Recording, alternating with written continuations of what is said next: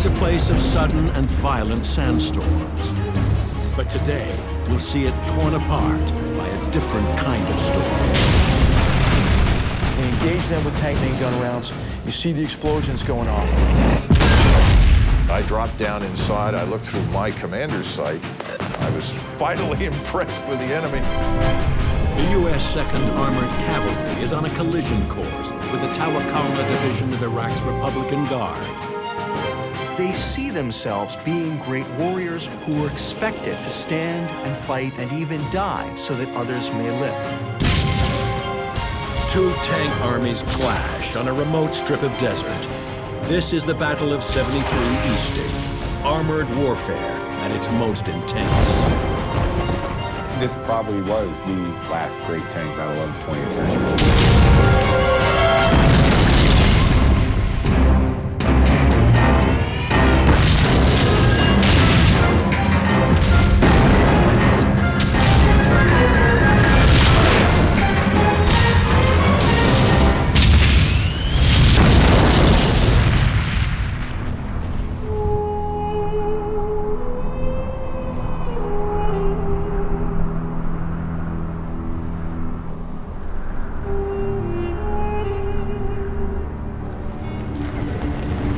February 24th, 1991.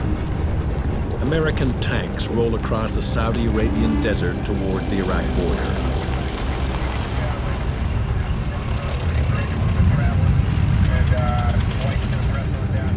They're part of a multinational force with a clear and simple mission: to drive Saddam Hussein's Iraqi army out of Kuwait.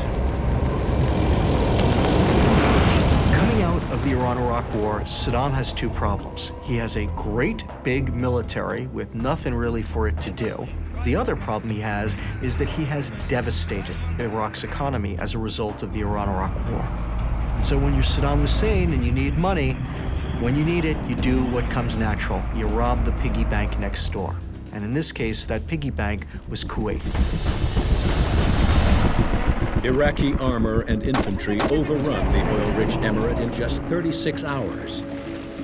Saddam ignores the United Nations demand for an immediate withdrawal. And the UN sends an American-led coalition of 620,000 to show him they mean business.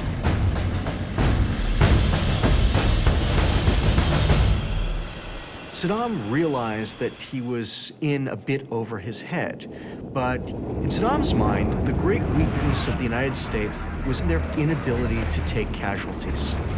He assumed that it would be very much like the Iran-Iraq War. It would be a slugging fest between these two sides, and that in the end, the Americans would cry uncle first.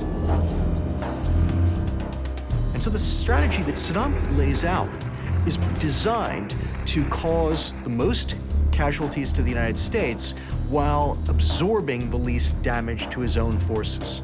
He dug in the biggest share of the Iraqi army, 51 of 66 divisions, and he dug them in deep. Saddam deploys 16 infantry divisions and 2 armored corps along the Saudi border to absorb the brunt of the coalition attack. He holds his best fighters in reserve.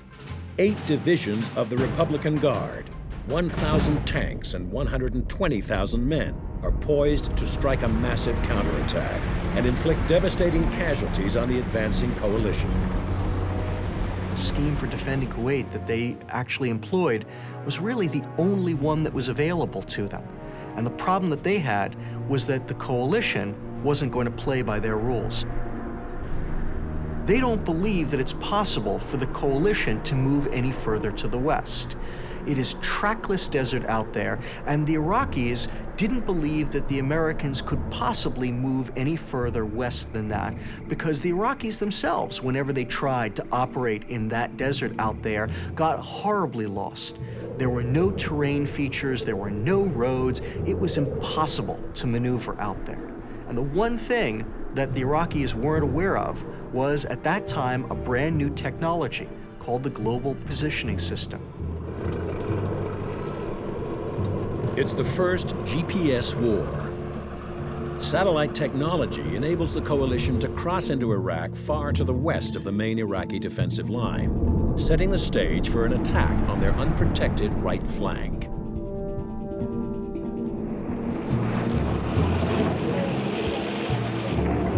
At 1300 hours, the U.S. 7th Corps breaches the sand berm, marking the border between Iraq and Saudi Arabia.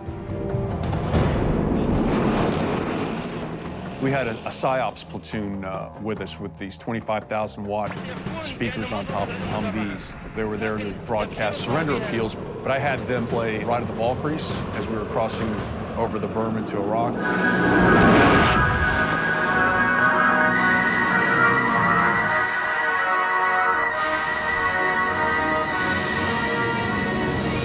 It's kind of cool watching it, but there was nothing there.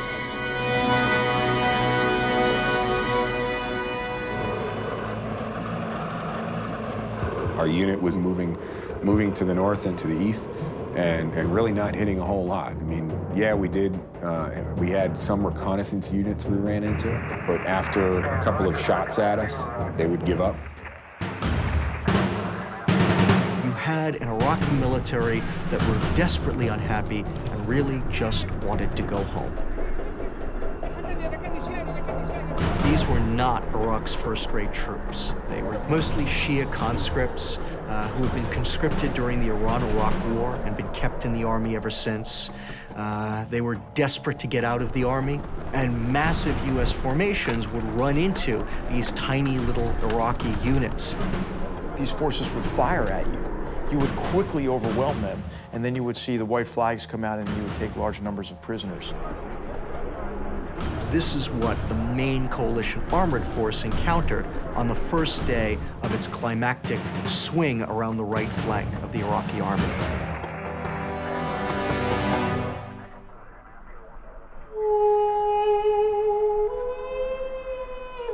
The armor of the 7th Corps rolls ever deeper into Iraq, but at a snail's pace. Cautious force commanders order continual halts. And what they basically did was said, you know what, if we're gonna go due east, we're just gonna use the eastings, all the north-south grid lines, as our methods to control your rate of advance. It was almost like we were crawling. It was not a fast lightning strike. It was very slow. Okay, we'd move a few clicks and then stop us. I mean, a 50-ton vehicle, all this ammunition. I can drive 40-something, 50-something miles an hour, and you're telling me to stop? You know, the enemy's that way. I need to keep going.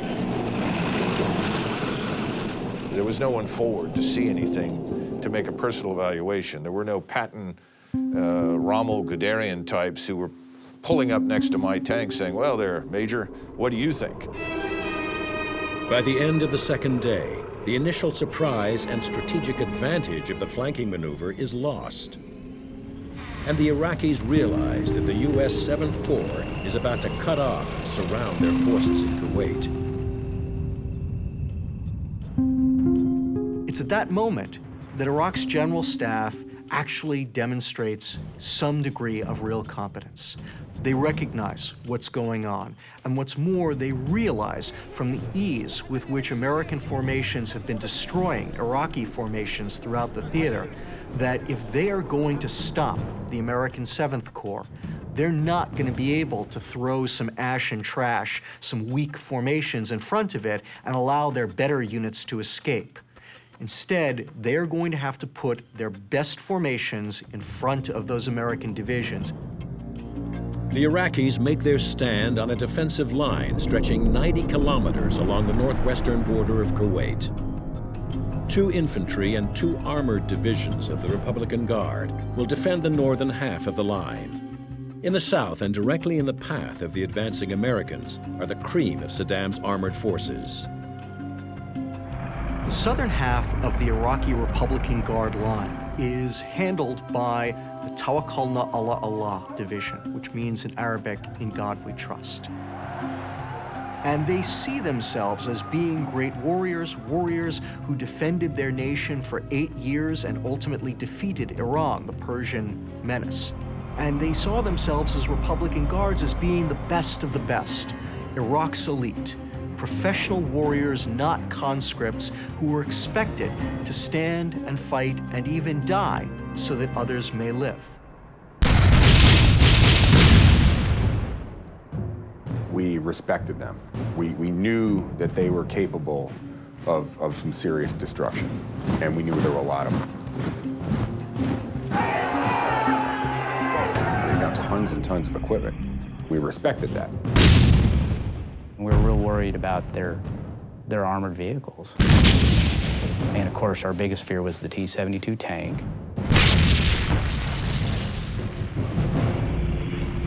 The Soviet T-72, known in Iraq as the Lion of Babylon, is the backbone of the Iraqi Armored Corps. Its 125mm main gun can destroy targets over 1,800 meters away. It's a 41-ton monster, plated with armor that is in places 300 millimeters thick.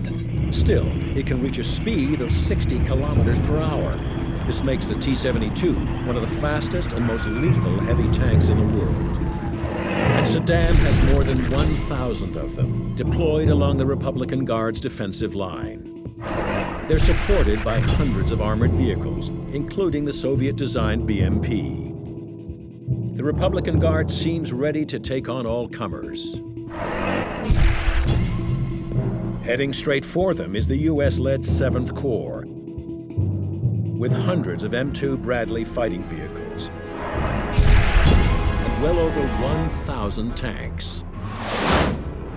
The most powerful of these is the M1A1 Abrams main battle tank.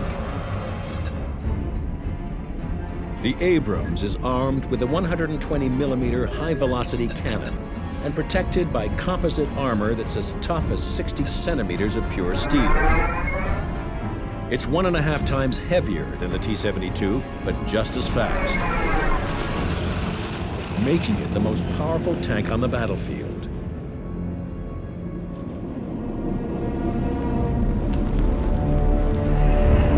By the end of the day, on February 25th, these two armored forces are only 14 kilometers apart.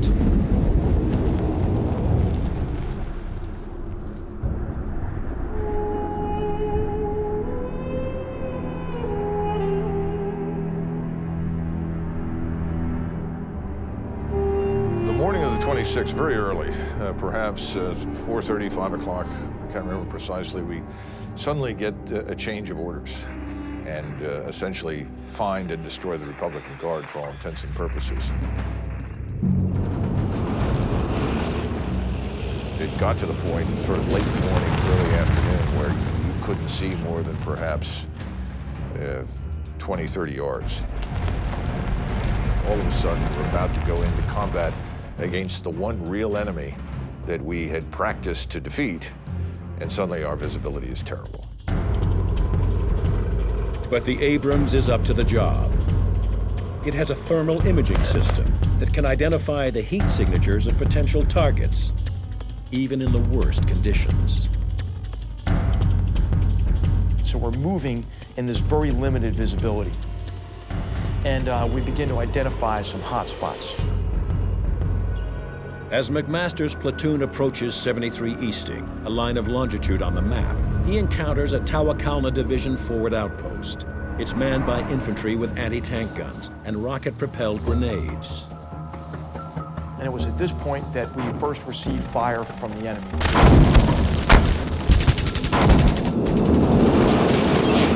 What we had to realize is we were paralleling a road that ran due east right into the enemy's position. The Battle of 73 Easting, the last great tank battle of the 20th century, is about to begin.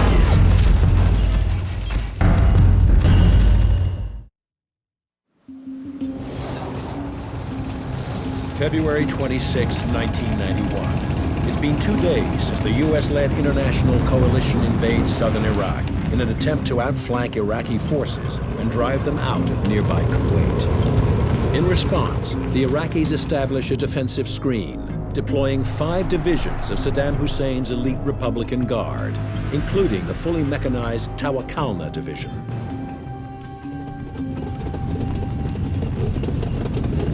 Just west of the map reference 73 Easting, the U.S. 2nd Armored Cavalry, the spearhead of the coalition advance, makes contact with the Republican Guard. And it was at this point we first received fire from the enemy.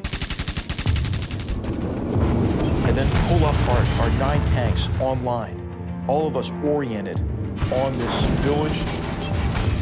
I give this troop fire command. Village, direct front, frontal, 1 round heat, at my command, ready report, which means everybody load a heat round, look at that village, pick out your aim points on the enemy positions, and when they're ready, we're gonna fire 9 simultaneous main gun rounds at the center. I fire 1 round before that to mark center with a tank heat round.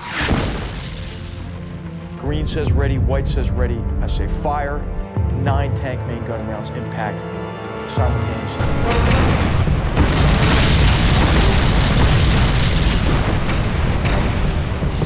Now we get the word, continue to move to the east. And it's at that point I just get this gut feeling, I get this feeling that we're about to make contact with a defending enemy force. And I make the decision to go into a tanks lead formation. That means positioning the Abrams tanks in a rolling wedge with the more vulnerable Bradley fighting vehicles tucked in behind for protection. This formation places McMaster's big guns forward, ready for whatever lies ahead. So my tank comes up over that crest. And again, remember, it's a sandstorm, right? You can't see very far, but it is if the sandstorm just lifted. I mean, as soon as we came over that ridge, it was some weird environmental factor, but it was like a curtain lifted. And what I was confronted with was the enemy defensive position. They were deployed in a reverse slope position, which is designed to minimize the amount of time and the amount of distance that an attacking force actually has before it can start to fire on the defenders. Unfortunately, they didn't count on the sophisticated optics and fire control systems of the US M1 tanks, which made their thinking entirely obsolete. I could see 8 enemy tanks in defensive positions. And I said, fire, Sabo, which means we had a heat round in. And it means the next round going in that gun is going to be a Sabo tank, armor defeating round. The Abrams tank carries 2 types of high-velocity ammunition. The Sabo, an armor-piercing dart made with high-density depleted uranium. And the high-explosive anti-tank round, a shaped charge projectile which can bore through heavy armor. We engaged that first tank with a heat round. That fireball blows the tank commander out of that tank. And then ultimately there's a secondary explosion that blows the turret off that tank. My gunner traverses left, hits another tank.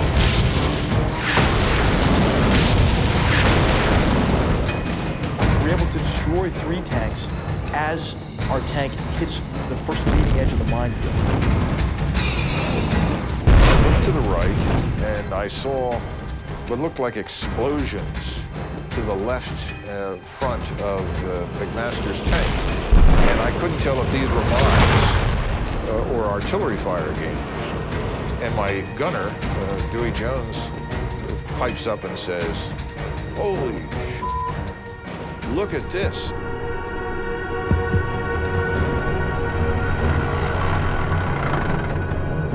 And I dropped down inside, I looked through my commander's sight, and I said, oh yeah, I was vitally impressed with the enemy.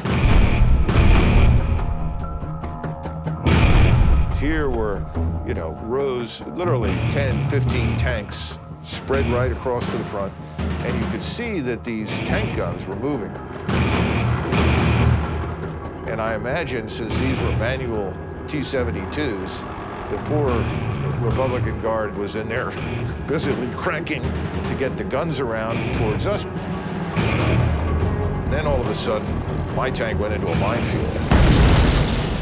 And this thing rocked this 70-ton tank. A fireball went over it, knocked me down to the turret floor.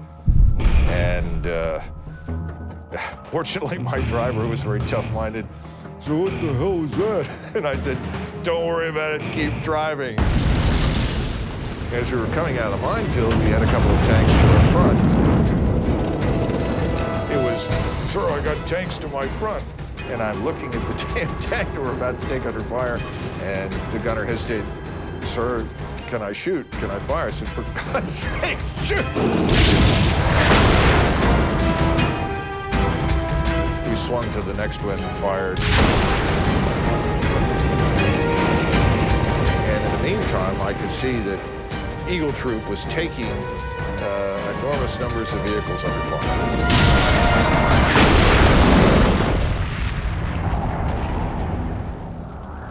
Initially, there was a great deal of disorientation on the Iraqi side because they just assumed that this couldn't be American tanks attacking them. It had to be aircraft. But even after they figured it out, they still had difficulty getting into their vehicle in time because they didn't realize how quickly the Americans were closing on them. American armored forces would charge, using speed to simply try to disorient the Iraqis, and it worked. The Iraqis could not imagine armored forces this big, this powerful, moving at them as fast as they were.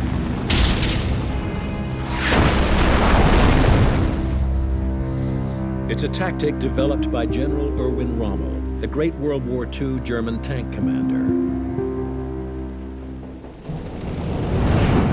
And the M1A1 Abrams is ideally suited for this kind of warfare. The gun stays right on target. It has a geostabilized system, and I mean, you can be moving out at 40, 50 kilometers an hour, going over bumps and firing.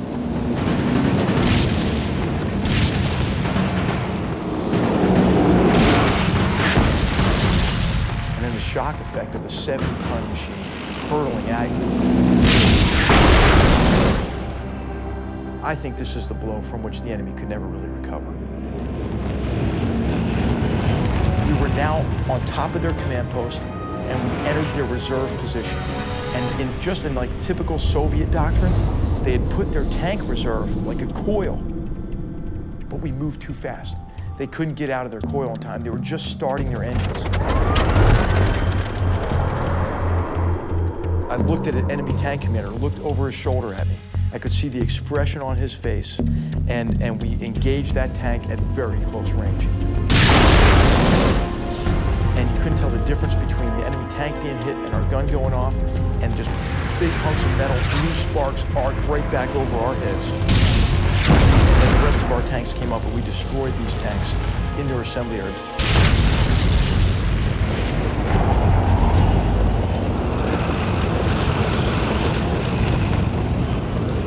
Iraqis, had set up a pretty sound defense. I mean, it was a reverse slope defense.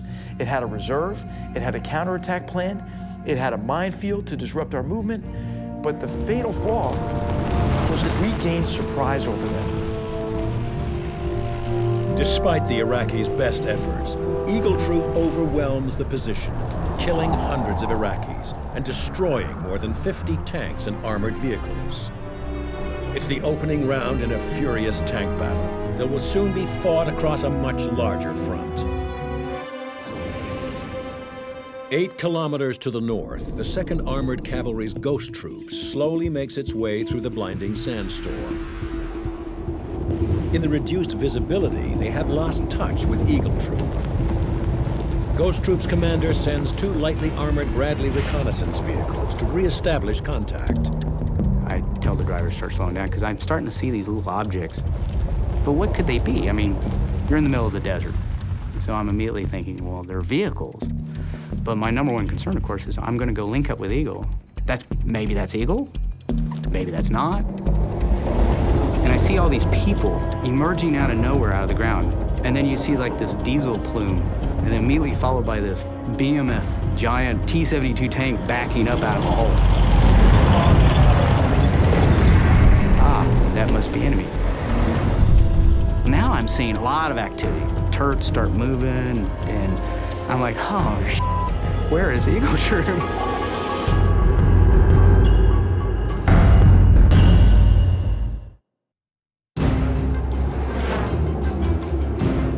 February 26, 1991, 1600 hours. Eagle and Ghost troops of the 2nd U.S. Armored Cavalry have become separated in a sandstorm. 2 Bradley fighting vehicles from Ghost Troop have been dispatched to re-establish visual contact between the 2 tank units. But they run into a platoon of Iraqi T-72 tanks.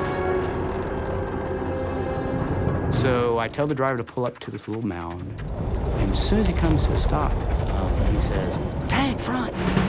"Roger, got it, thanks." And he goes, no, there's a tank to our immediate front. He goes, "I see it." No, you don't understand. There's a tank to our front. And I just get up, push myself out of that turret, and I look down, and I go, I'll be damned. Well, what happened is I didn't realize the little mound of dirt that I told him to pull up front was a T-72. I just grabbed the commander's override, max deflect the 25mm cannon. And then I said, we're scouts. We don't go toe-to-toe with tanks. We need to back up a little. Well, now I'm seeing all these tanks, a lot of activity. Turrets start moving, and I'm like, oh, shit, where is Eagle Troop? So I'm backing up. Well, where am I gonna go to?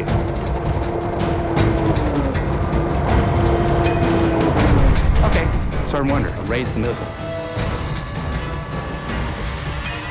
So I lay him onto this T-72 that's showing me this beautiful, bright profile. Sergeant Wonder, gunner, missile tank is right to our front. And I can't identify. This could be Eagle Troop. And I'm just like, how could you miss? It's bigger than a barn door. What do you mean you can't see this? So I said, go clear channel. He goes, flips over, takes it off thermals. Identified T-72 tank. I said, fire. The TOW missile is the Bradley's most powerful and accurate weapon. It's guided by wires, enabling the gunner to steer it to the target, even at ranges of up to 3,000 meters. Now I realize there's like 8 of them, all in this immediate vicinity. At this time, I'm thinking, okay, these guys all know that I'm here, and they're probably a little pissed off about it. So I go gunner, missile tank, he is identified, and I say, fire. I see this missile come out from the launcher, go just past my gun tube, fall to the desert floor. I'm like, misfire. At that time, my wingman opens up a missile, blows the heck out of this thing that was turning its turret on me.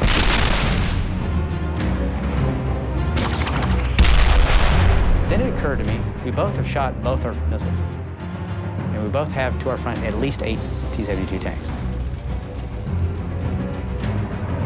Meriwether says, hey, I need to do a reload drill. So I said, roger that, we got you covered. And I told Sergeant Wonder, all right, whatever we do, we're gonna keep firing and firing until we can't fire no more. And he starts firing 25mm cannon into this thing. And it's bouncing off the turret. I had my gunner, he's like, sir, it's bouncing off. We're just pissing it off. And my intent was, look, better us than my wingman who's standing there, basically naked.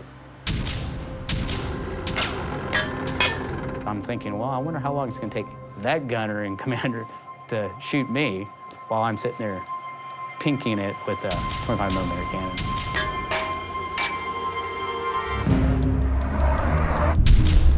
The M2 Bradley is a reconnaissance vehicle designed for mobility rather than heavy combat. It is equipped with a 25mm main cannon capable of firing high explosive rounds.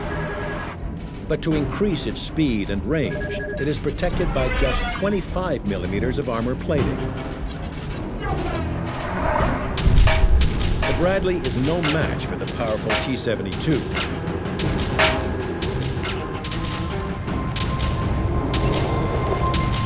Then at that time, my wingman reported up.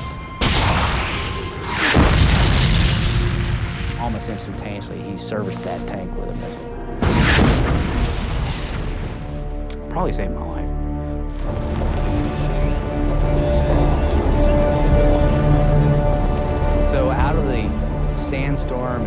of smoke now on the battlefield.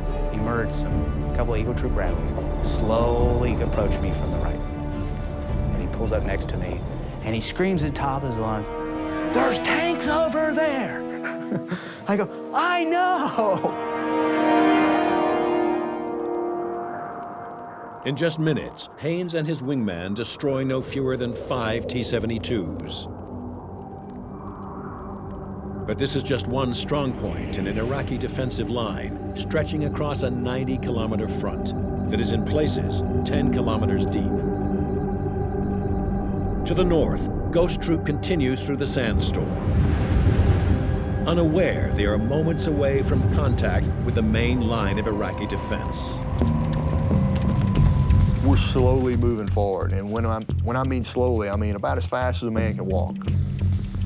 And when you're in a tank, you've got track pads. We were going slow enough where you could actually feel the individual track pads hitting the ground. We get a little bit of a wind shift, and we can see something out in front of us. We saw heads pop out, and we think what it was, they were in a bunker, and they felt the movement of the armored vehicle.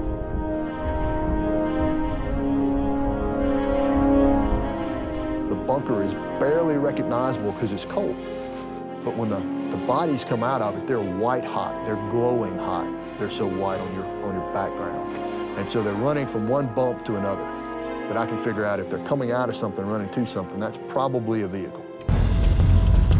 When the Talcon soldiers finally figure out that there is a major attack on them, they leap to their tanks, they get in their tanks and their armored fighting vehicles, and they fight back as best they can. The problem that they have to begin with is that the Americans are shooting at them at ranges at which they can't possibly fire back. I told the gunner to shoot the vehicle. Immediately followed just a second or so later by a heat round from Ghost 6.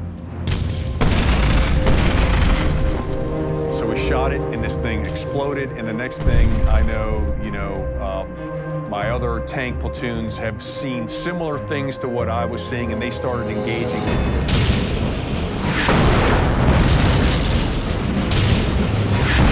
Now you've got the dark, oily, black smoke mixed in from the vehicle that's just destroyed that is hot.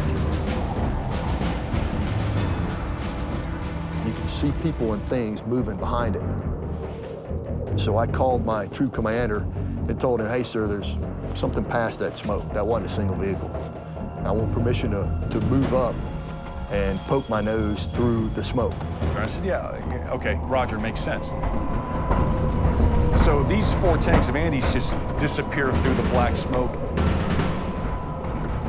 And then it is just absolute Armageddon.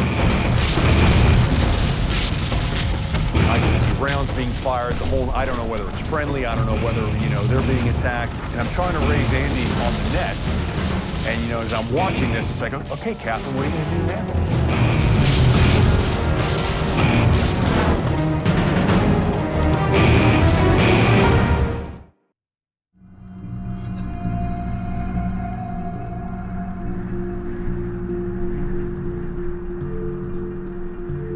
February 26, 1991. The remote desert of southern Iraq erupts in a fierce tank battle between the U.S. 2nd Armored Cavalry and the Tawakalna Mechanized Division of the Iraqi Republican Guard.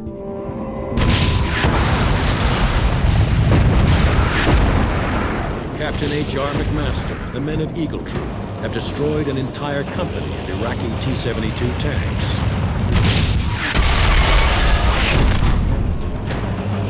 Now Lieutenant Andy Kilgore and Ghost Troop are about to experience their own baptism of fire.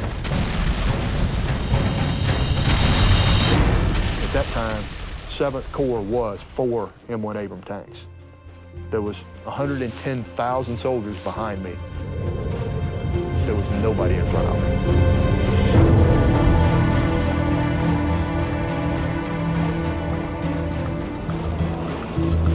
I'm poked through the smoke. We realized that we had about a company defense spread out in front of us.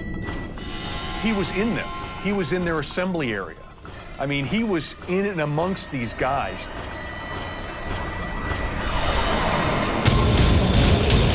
I mean, he basically, it's like, you know, he opened the front door and just started shooting.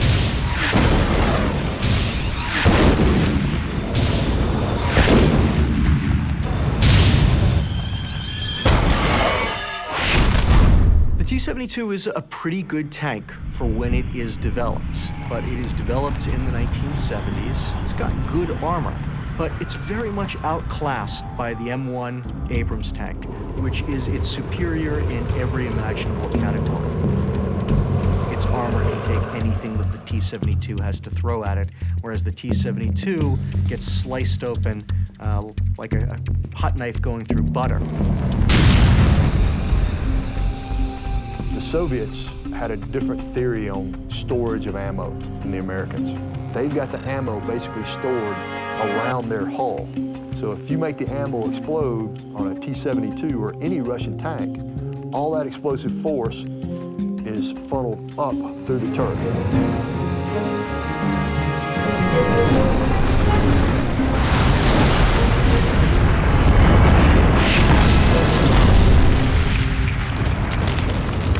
Ghost Troop fires repeatedly until the Iraqi tank company is all but destroyed. But the men of the Tawakalna division won't give up. They saw themselves as being the best of the best, Iraq's elite. They manned their positions, they manned their vehicles, they fought back hard, they didn't surrender, and they died fighting. In many cases, the Americans had to kill every single member in an Iraqi squad or a platoon to get these guys to stop fighting. And I'm looking over, and I can see past my wingman to my platoon sergeant. And I see an Iraqi jump up in front of him with an RPG. Iraqi is probably 50 meters in front of the tank. He slewed the gun onto the target. The gunner, very excited to see a guy pointing an RPG straight at him. Instead of flipping the coax, he just pulls the trigger. And he hit him what looked to me about center mass with a heat round. 120 millimeter projectile, about like that, in the center of the guy's chest. It looked like he imploded. The guy's body's just picked up and thrown away like a leaf. In just a few minutes, Lieutenant Kilgore's platoon kills dozens of Iraqis and destroys 4 tanks and 9 armored vehicles. When I finally destroyed all the vehicles that we could see, I got back up on the troop net, called in a spot report to the troop commander, who was not very happy with Lieutenant Kilgore at that time, since I'd been engaged for a few minutes and not reporting. I said, you ever pull any stuff like that? I'll put a bullet in you myself. But as it turned out, in hindsight, that was the absolute right thing to do, move forward that smoke, because basically he took the initiative away from the enemy. Despite heavy losses, the Iraqis won't quit and launch a counterattack in an attempt to halt Ghost Troop's advance.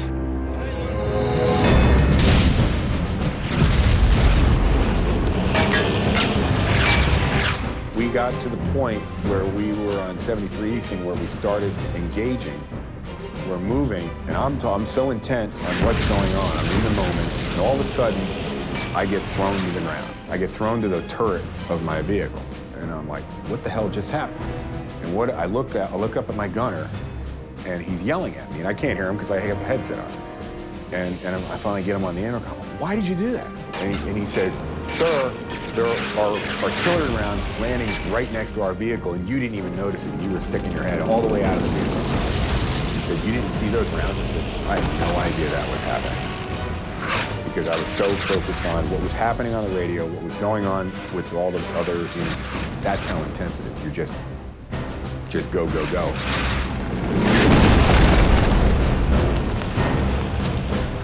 They saw that we were attacking from their flank, so they tried to move out and come around on our flank. What that ended up doing was that gave us a bunch of silhouettes moving across our flank. And the crazy thing is that when we go to gunnery, we practice with moving targets to look just like that. When that occurred, what I did is I scrambled 2 tanks, give them to the scout platoon, and the scout platoon would give two Bradleys and give it to the tank platoon. By scrambling Bradleys and Abrams tanks in combined fighting units, Sartiano creates a lethal see and shoot combination. The Bradleys, with their superior targeting systems, pinpoint targets for the tanks, which then open fire with their high-velocity 120mm guns, able to unleash a deadly accurate round every 4 seconds. Can you imagine putting something that's about as round as a grapefruit 2 miles away onto something that's as big as, a little bigger than a van? That's unbelievable.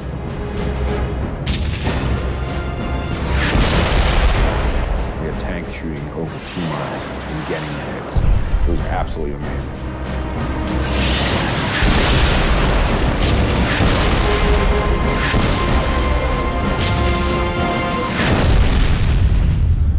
All of a sudden, I remember it was Jeff Garwick said, Sergeant Mulder has been hit. And all of a sudden, the whole troop net just went silent.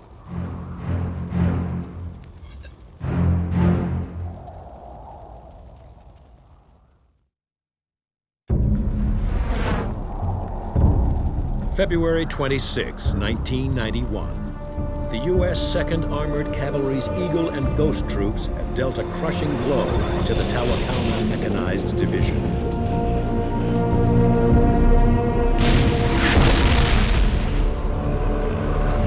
But just as it seems they will emerge from the battle unscathed, one of Ghost Troop's Bradley fighting vehicles takes a direct hit.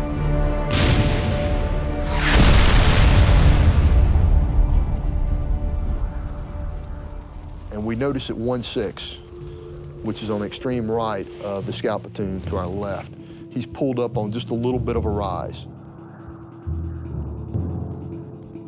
He was probably hit by one of the vehicles that we had shot. So I don't think there was anything left out there unengaged. So I'm probably willing to bet that that BMP had been shot with a sabot round, abandoned, because it didn't explode and burn, people got back in it. The BMP is a lightly armored fighting vehicle like the Bradley. A high-velocity sabot round might tear right through it, leaving it still operational. Armed with a 76mm semi-automatic cannon, the BMP has more than enough firepower to penetrate a Bradley. Staff Sergeant Chaffee, the Bradley commander, he said that Andy turned and looked at him and said, "What the f was that?" About that time, the second round hit and decapitated Sergeant Muller. Really hurt morale of the troop to know that Sergeant Muller had died. The whole troop was able to basically rally around the situation. One of our guys just got hit, but I got a job to do. This fight is not over. You're in the middle of it. You can't worry about this guy. You got to keep going.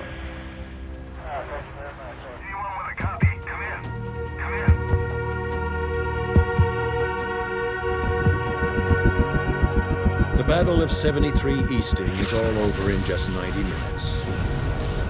American casualties are remarkably light, 1 killed and 12 wounded.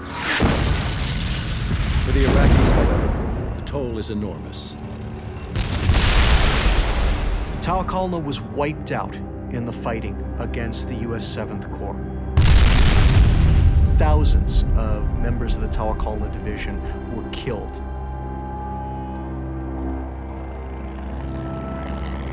They started out the battle with about 200 tanks, and barely 24 were able to pull back off of it later on. After the attack, we ran out and then captured some additional enemy prisoners. We put them in the back of our squadron tactical command post, Bradley. And as they closed the turret shield door, there was a picture of Erwin Rommel, who, we had admired and sort of patterned ourselves after in terms of his tactics. So this brigade commander says in perfect English, you know, why do you have a picture of your World War II adversary in your Bradley? And one of our privates in the back of the Bradley said, listen, why don't you just shut the hell up? If you'd read a little bit more about Rommel, you wouldn't be sitting in the back of my track.